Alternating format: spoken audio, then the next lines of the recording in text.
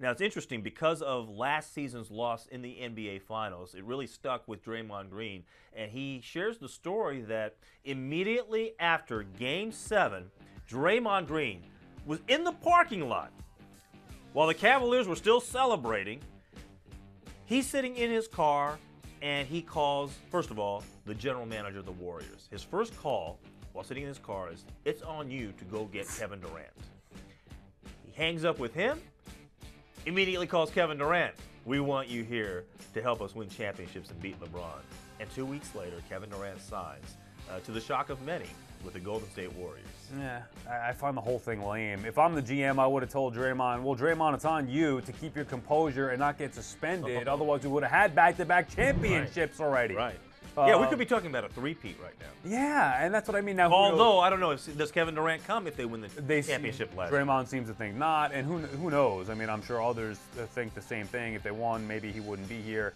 But, I mean, that was their championship to lose last year in their perfect season, essentially, winning, 73 games, breaking the record, and they didn't get it done. They add Kevin Durant. Draymond Green, I think even without that call, somehow I believe that Durant still would have ended up with the Golden State Warriors. I think he wanted to be there. Really? Yeah. Okay. Let's take Durant, play a little hypothetical here. Take Durant off the Warriors right now.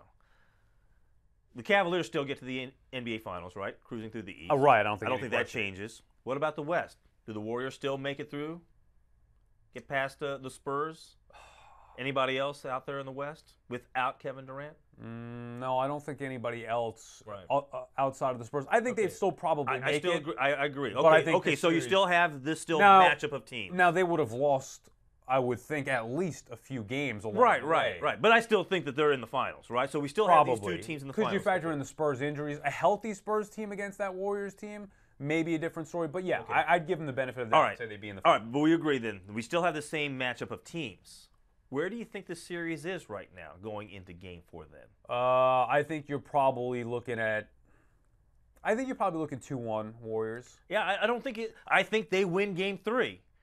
And we'd probably be where we were last year, right? I mean, as much, and I'm not trying to knock Kevin Durant, I just think that the series here is pretty much would have been what we saw last year, and we would have seen a 2-1 going into Game 4. And that plays exactly to my point when we started the show talking about Kevin Durant. I don't look at his legacy as being improved because of this, because I really believe that essentially it would have been the same result with or without him. Now, he's been great. Right. It's been his team, quote unquote, whatever his team. But they probably would have been here anyway without